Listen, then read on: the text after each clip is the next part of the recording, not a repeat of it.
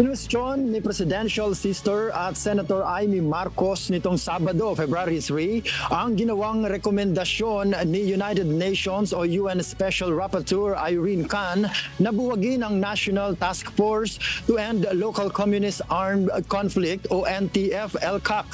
Naunang inihayag ni Khan ang kanyang suhestyon noong Biyernes kung saan binanggit nito na kailangan ng alisin ang nasabing task force dahil ito umano ay outdated na. Tinanong ni Senator Marcos kung bakit tinuturuan ng UN Special Rapporteur ang pamahalaan ng Pilipinas, kung ano ang dapat nitong gawin gayong hindi anya nila binisita ang NTF barangays at kumausap lamang ng ilang witness. Ipinahayag din niya ang kanyang pagtataka kung bakit nangingialam si Khan at ang kanyang mga kasama na nasa Pilipinas na nagbabanta rin umano sa plano ng bansa na pamunuan ang UN Commission on the Status of Women.